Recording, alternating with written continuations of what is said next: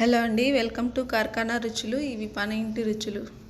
ఈరోజు నేను రవ్వతో బ్రేక్ఫాస్ట్ చేస్తున్నాను. చాలా టేస్టీగా ఉంటుంది. రోజు ఒకేలా బ్రేక్ఫాస్ట్ తిని బోర్ కొడుతుంటుంది. అలాంటి టైంలో ఇలా వెరైటీగా చేసి పెడితే ఎంజాయ్ చేసి తింటారు. రెసిపీలోకి వెళ్ళే ముందు మీరు కనుక మన ఛానల్ని ఫస్ట్ టైం చూస్తుంటే సబ్స్క్రైబ్ చేసుకోండి. అలాగే పక్కనున్న బెల్ సింబల్ని క్లిక్ చేసుకోండి. ఇడ్లీ పిండి అండి ఇది బాగా పులిసిండాలి. ఇప్పుడు ఈ పిండిలో సోడా అలాగే సాల్ట్ వేసి బాగా మిక్స్ చేసుకుందాము. ఎక్కువగా నీళ్ళు వేయకండి, ఇలా ఉంటే సరిపోతుంది. ముందుగా మనం దీనికి స్టఫింగ్ రెడీ చేద్దాము. ముందుగా ఒక ప్యాన్ పెట్టుకుని అందులో ఆయిల్ వేసుకుందాం. ఆయిల్ హీట్ అయ్యాక జీలకర్ర వేసుకొని అలాగే ఒక పెద్ద సైజు ఉల్లిపాయను సన్నగా కట్ చేసి వేసుకొని వేపుకుందాం.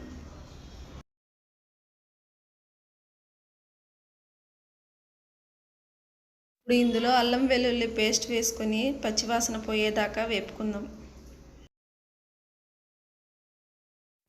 ఇప్పుడు ఇందులో సన్నగా కట్ చేసిన బంగాళదుంప ఒకటి అలాగే క్యాప్సికం 2 వేసుకొని వేపుకుందాం. ఇవి 2 నిమిషాలు వేపిన తర్వాత చిన్నగా కట్ చేసిన 2 టమాటాలను వేసి అలాగే కొద్దిగా సరిపడా సాల్ట్ వేసుకొని వేపుకుందాం. ఇప్పుడు మూత పెట్టుకొని 2-3 నిమిషాలు మగ్గించుకుందాము. ఇప్పుడు మూత తీసి కొద్దిగా నీళ్ళు యాడ్ చేసుకొని ఇంకో 10 నిమిషాల పాటు ఉడకబెట్టుకుందాము.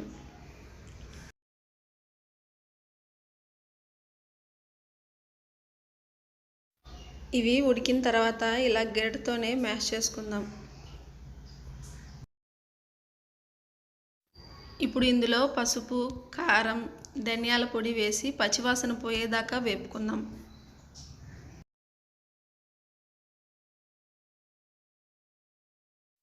ఇప్పుడు ఇందులో 2 స్పూన్ల టమాటో కెచప్ వేసి కలుపుకుందాం. అస్సలు స్కిప్ చేయకండి, చాలా టేస్టీగా ఉంటుంది. ఇప్పుడు స్టవ్ ఆఫ్ చేసి పక్కన పెట్టుకుందాం.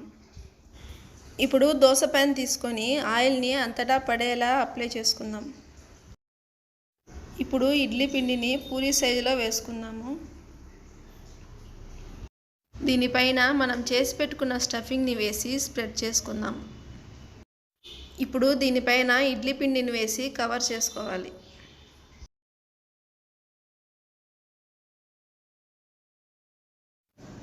ఇప్పుడు దీని చుట్టూ ఆయిల్ వేసుకొని ఒకవైపు కాలిన తర్వాత ఇంకో వైపు కూడా తిప్పుకొని 2 వైపులా బాగా కాల్చుకుందాం. ఇప్పుడు ఇది 2 వైపులా కాలిన తర్వాత ఒక ప్లేట్లో సర్వ్ చేసుకుందాం. దీన్ని కట్ చేసి చూద్దాము. చూడండి ఎంత సూపర్గా ఉందో. ఖచ్చితంగా ట్రై చేయండి. ఈ రెసిపీ కనుక మీకు నచ్చినట్లయితే లైక్ చేయండి. అలాగే మీ ఫ్రెండ్స్ అందరికీ షేర్ చేయండి. ఇంకో రెసిపీతో మీ ముందుంటాను. Thank you.